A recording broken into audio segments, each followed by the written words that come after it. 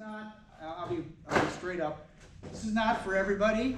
It's hard work, but the payoff is tremendous in what you see.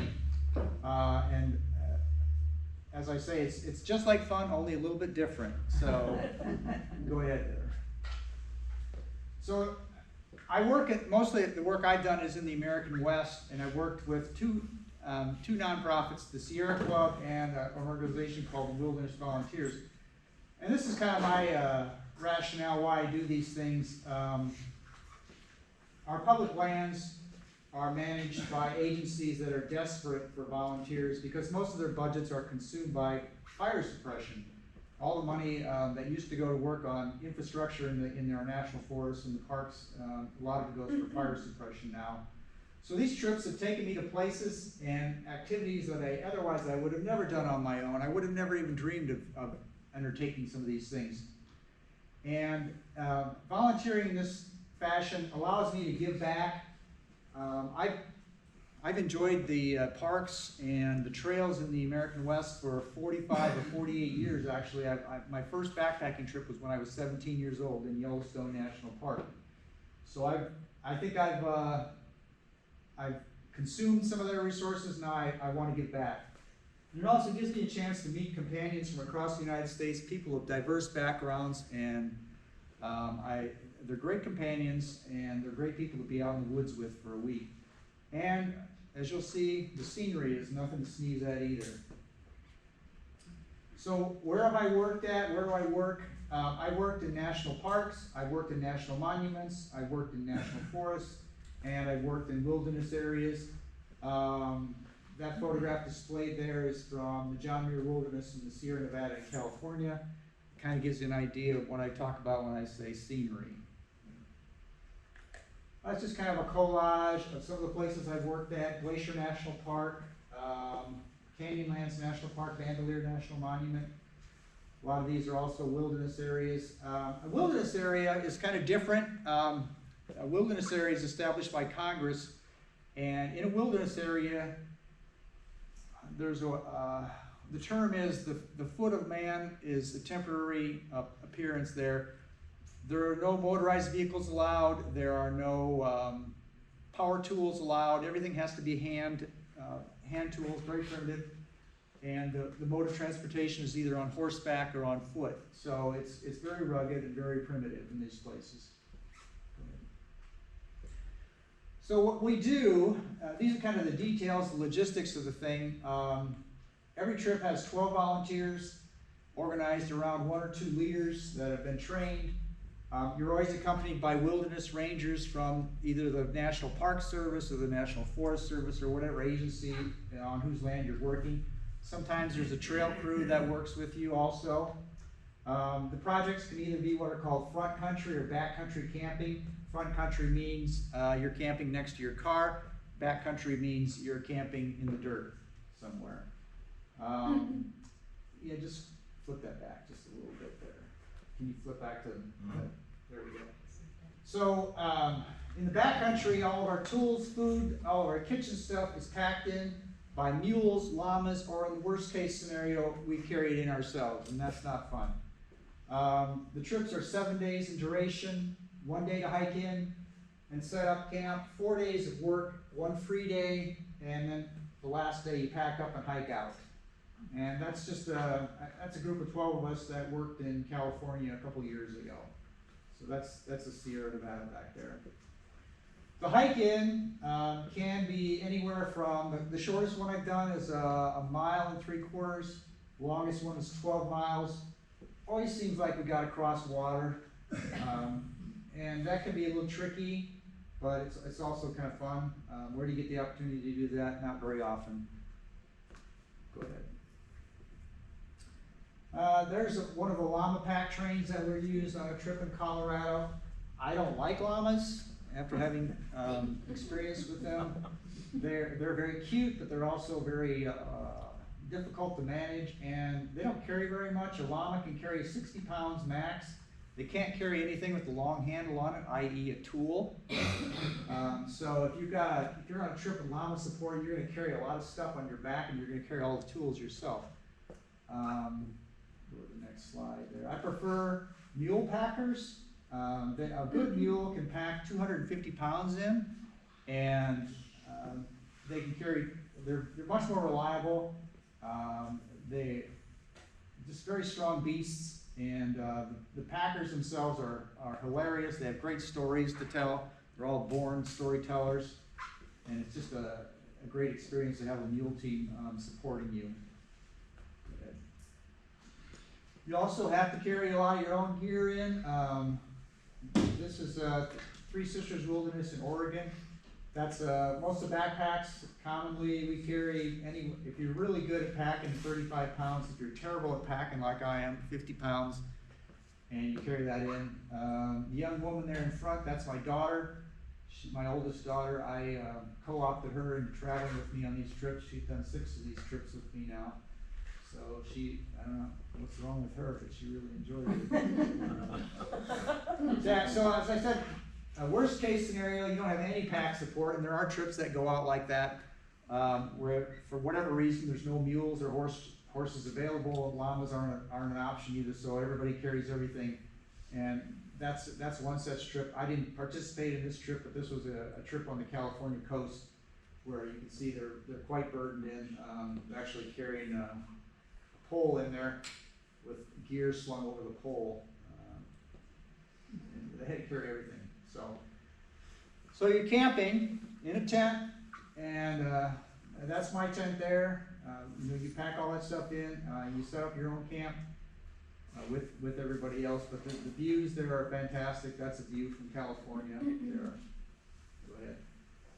Another campsite view. This was in Three Sisters Wilderness in Oregon. That's a dormant volcano in the back there.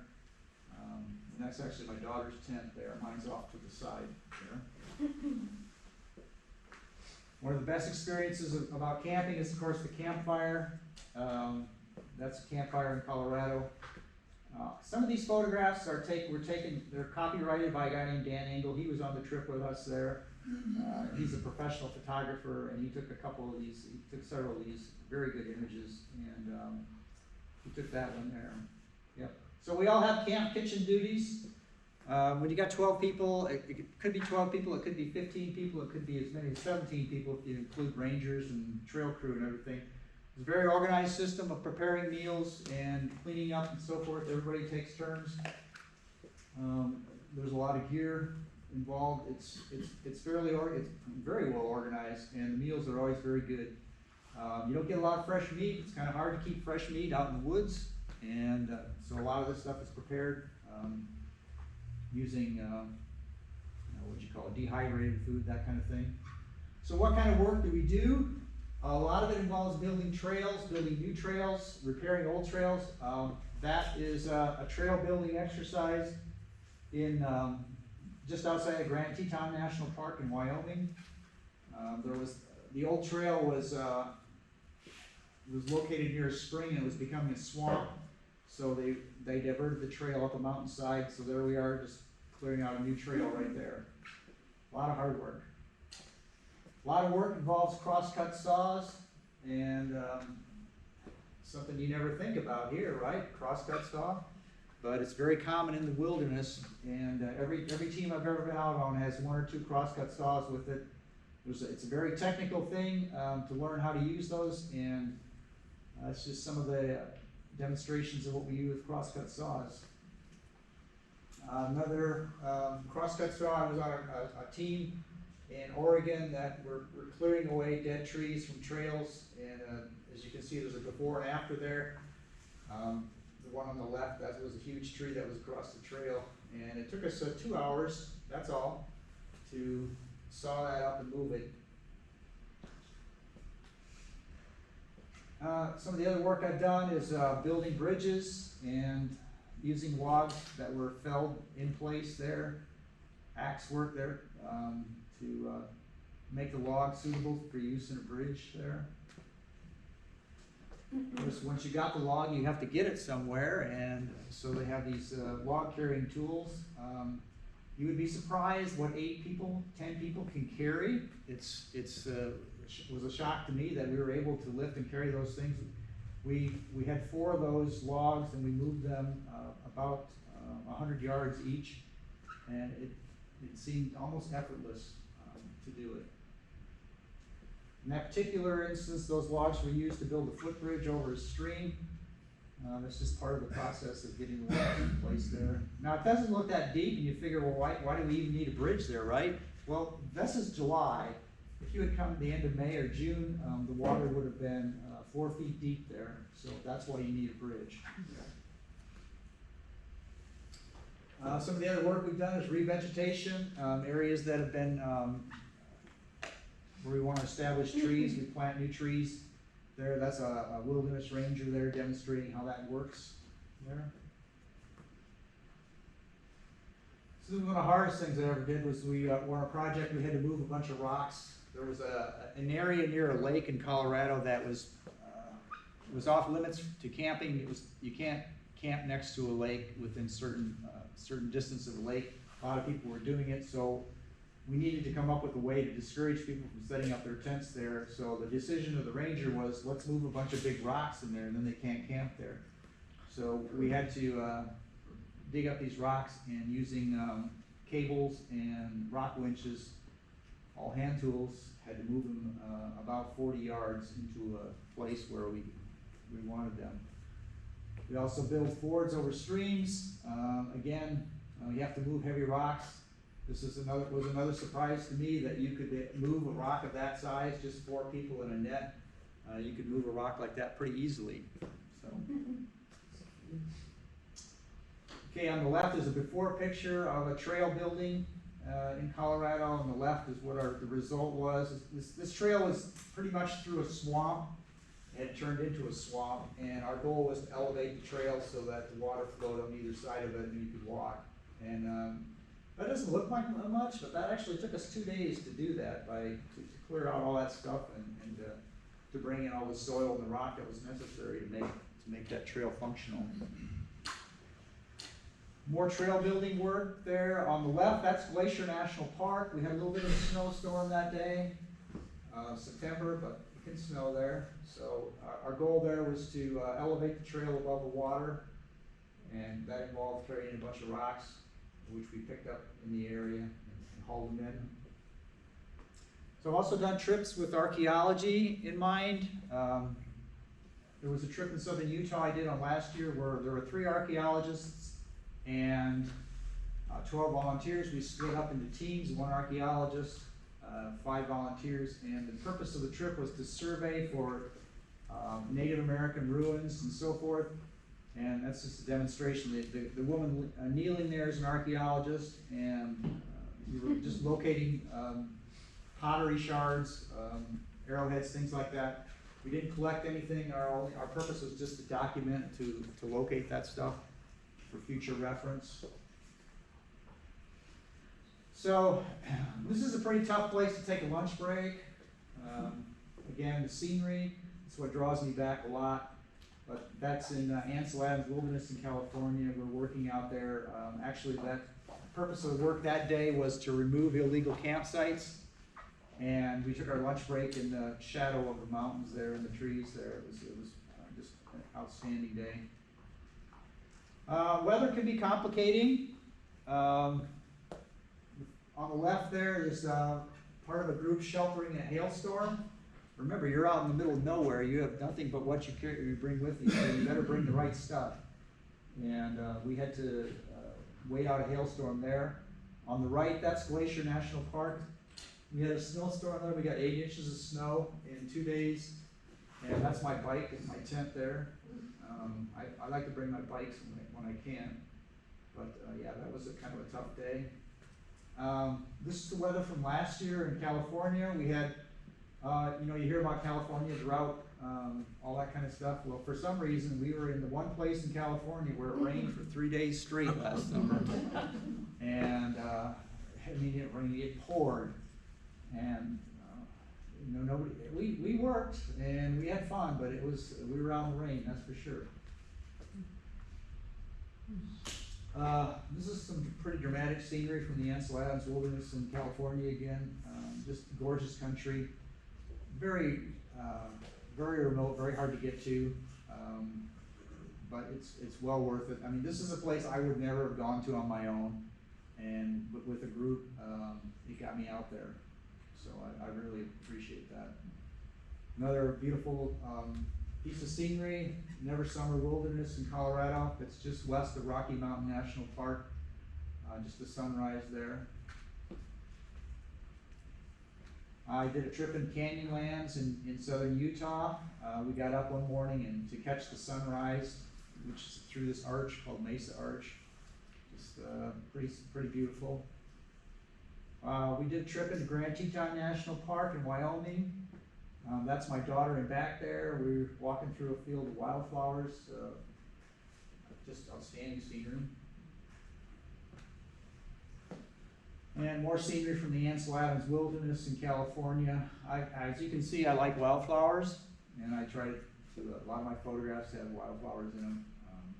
They're pretty spectacular. More wildflowers, kind of a theme with me. And this is Maroon Bells in Colorado, near Aspen, Colorado.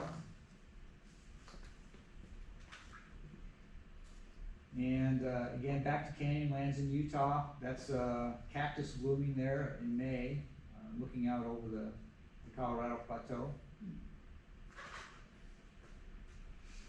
So one of the things that we encountered was some prehistory. This is some cliff dwellings in Utah that we investigated last year. On the trip with the archaeologist, one of our jobs was, they know where these ruins are, more or less, and every 10 years the archaeologists are required to go to all these places and investigate them to see if the ruins are they stable, are they collapsing, what's going on with them. So we had to scramble. It was a 700-foot climb up a cliff to get there. That sounds, and it was kind of hard, but it wasn't as hard as whatever the people that built that thing had to go through, because they had to lug those rocks up there. So it gave us a lot of appreciation for the Native American culture there. So that's just I call it the Sublime. This is called False Kiva. It's in Canyonlands, and this is one of the things that I would have never gotten to on my own. And now nobody can get to it because the Park Service has closed access to this because it's so difficult to get to. People were becoming injured in a major way, and there were just too many injuries getting to this particular ruin. That's actually a Kiva. A Kiva would be the Native American equivalent of a church, and had a lot of spiritual significance to that culture. But the view there, looking out towards the Colorado Plateau, is just very, very beautiful. And you run into things that are quite unexpected. This is an Obsidian Knife that made by Native Americans, found in Oregon. We visited another group of volunteers at their campsite, and when I looked at this campsite, I thought, this is beautiful. There's a rushing spring coming out of the mountainside. There's beautiful trees all around here. So this is the great campsite. And one of my companions looked down and he picked that up. And it was 2,000 years old. I consulted with an archaeologist later, and he said, yeah, that's a known site. 2,000 years ago, people thought it was a great campsite too, and that was one of the things they left behind. So, any questions at all? Maybe you've got a question about what that is. Yeah, why? So that's in the Sierra Nevada, California. That is a lake, appropriately enough, called Iceberg Lake. And that's one of our trip leaders. He swam out there and climbed up on that ice floe. And I thought it was a great photograph. That was a place I would have never gotten to on my own. I certainly would have not got onto that ice floe. But any questions at all? How many years? I've been doing this for 10 years. I've done, I believe I've done 16 trips so far like this. And I've got another one scheduled in August.